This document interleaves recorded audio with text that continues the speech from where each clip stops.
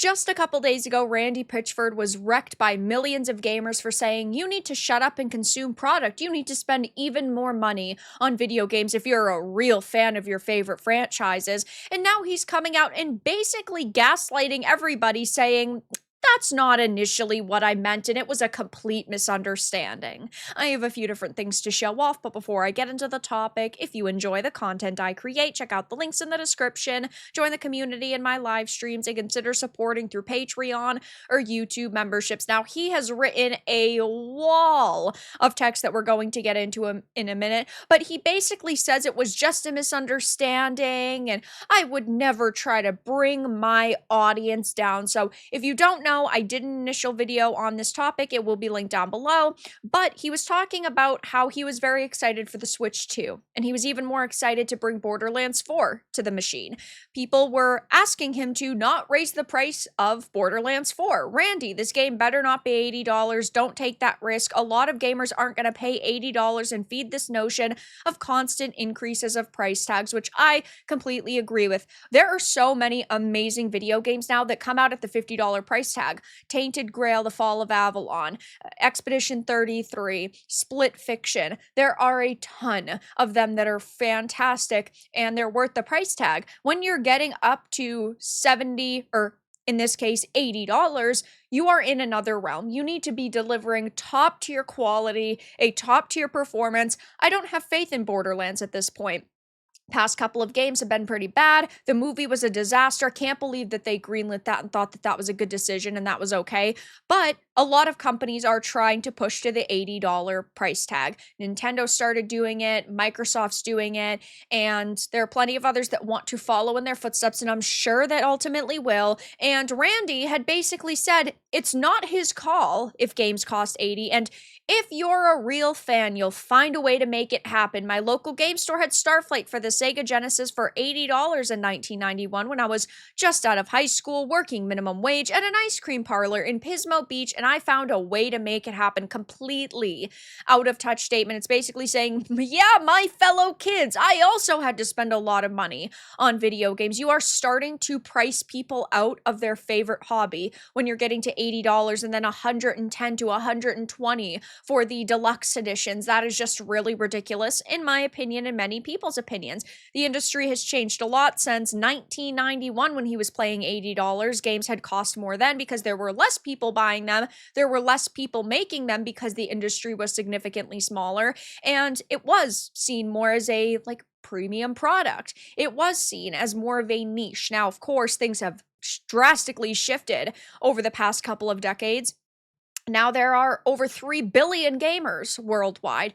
The gaming industry is making over $200 billion a year. Back in 1998, that's the year that I typically use, there was about 800 games that released, so less than 1,000 in 1 year. And now we're at 18,000 games launching a year, roughly. That is an insane difference. Also, people generally agree that the quality of games now is significantly lower, and it's getting worse. We're not getting full-blown AAA experiences that are, perfect. They're buggy, they're broken, they're ideologically driven, they're just slop a lot of the time. That means people do not have as much faith in the content that you are producing, and they don't want to spend as much money. So he said this, and now he's coming out basically saying, guys, it was never that serious. I mean, he wrote a book. It starts off with, I am sorry there was a misunderstanding. So I'm not sorry that I had addressed you guys in a way that you felt was me saying you're poor. I'm sorry that this had happened. That was never my intention. I'm sorry there was a misunderstanding. And that means that he's blaming you for misunderstanding because he says that he's worded everything properly.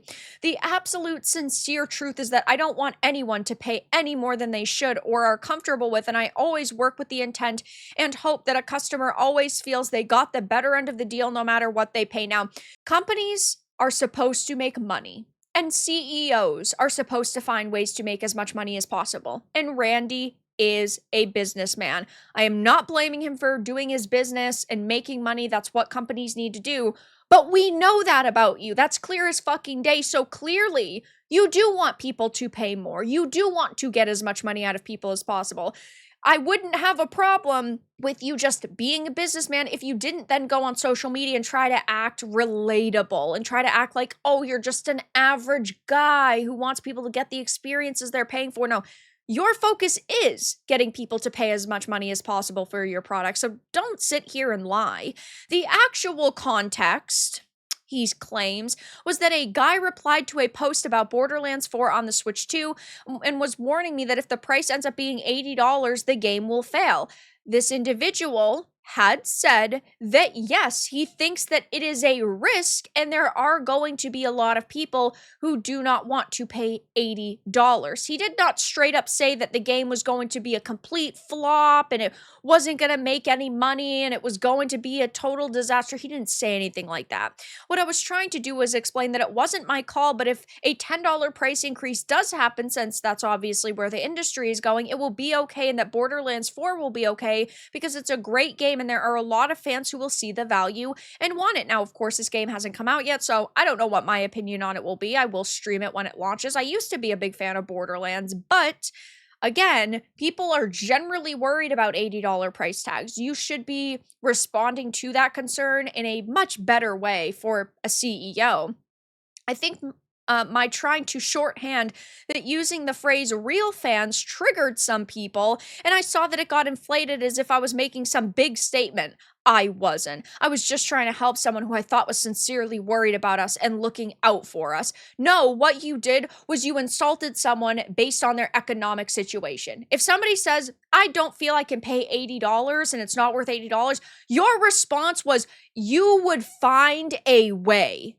You would find a way if you were a real fan. That is a terrible comment. He should be apologizing for that comment, not apologizing for it being a misunderstanding, which really is putting the blame on the people who read it and the people who criticized him for it. As an artist, I don't want prices to go up because I want everyone to have access to what we create. I get that business is a thing and that the market and economy are driving prices up, and sooner or later we're going to all have to adapt so that the creative engine can make at least what it spends to provide us with amazing content. Maybe you guys shouldn't be spending hundreds of millions of dollars on singular games. Maybe you should be spending $50 million for a game and then another $50 million, and then you could pump out way more content, and $50 million is more than enough to make a high quality experience, judging by something like Expedition 33. He says, though, I'm here to entertain people, and my priority has always been to try to add some joy and happiness and creativity to the world. To whatever extent I succeed at that, I'm grateful and honored to take on every effort with passion and humility. May I recommend you consider the people who create entertainment you enjoy are actual real people who are sincerely working to try to make cool stuff. I think that there are probably plenty of developers out there who are focused on making really cool stuff. I don't think you're one of them. I don't think that you really care about the way that people feel. You don't have a singular bone of accountability in your body, or else you would actually be genuinely apologizing. The statement you made cannot be taken out of context. The statement you made is clear as day, plain and simple, black and white. He ends up saying, I'm not claiming I'm perfect, but I don't deserve any less latitude than anyone else. I chose to think of others with the most amount of charity, and he finishes this post off with saying, I'm not claiming I'm perfect. No, clearly you are not. And basically everybody agrees with that, given he is getting wrecked by gamers right now. I ain't reading all that. I'm happy for you though, or sorry that happened. I think that this is absolutely hilarious. Anthony has posted a fantastic response saying, if you respected the players as much as you claim and further have been doing this for as long as you claim, you wouldn't have said if you're a real fan, you'll make it happen. That's not the kind of mistake a good CEO makes. Gaslighting and acting like it was the players who misunderstood what you said is not acceptable either. That is not an apology. It is a refusal of accountability, which is totally true. And unfortunately, we're seeing that happen a lot in the gaming industry now. As far as the cost of games goes, don't try and justify it by blaming the market. You developers and CEOs, as well as your shareholders, have been waiting for an incident to happen that would allow you all to increase the prices of these games. And of course, the rumor for years has been GTA 6, that was going to come out and be $100, and then after that, the other companies were going to raise their prices. And I do still think that that game is going to come out and be more expensive than $80, but they're at least able to raise their prices to $80 now. You guys aren't the victims in the industry, the players are. As a result of you higher up sitting in your executive boardrooms with your shareholders trying to figure out how you can take more money from the players. You've yet to release an official statement of the tens of thousands of players you alienated with your comments, and clearly he didn't respond, and nobody is actually going to respond from this company. They're going to want to, shove this under the rug and have people forget about it. And it's just a really unfortunate situation all around. A lot of people are saying, nice try at a retraction, but we all know what you meant. Holy freaking wall of text, Batman. A real CEO would find a way to reduce the price. Dude, I'm not reading your word vomit. Use paragraphs in proper formatting, you fucking boomer, which...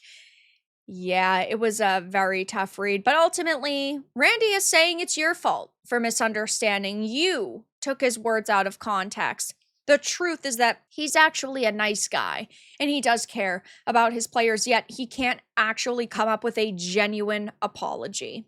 But that's all that I really had to discuss in this video. Let everyone know your thoughts in the comments below. If you enjoyed this, give it a like, and if you didn't, give it a dislike. I appreciate your support either way, but I'll talk to you all again in the next video really soon.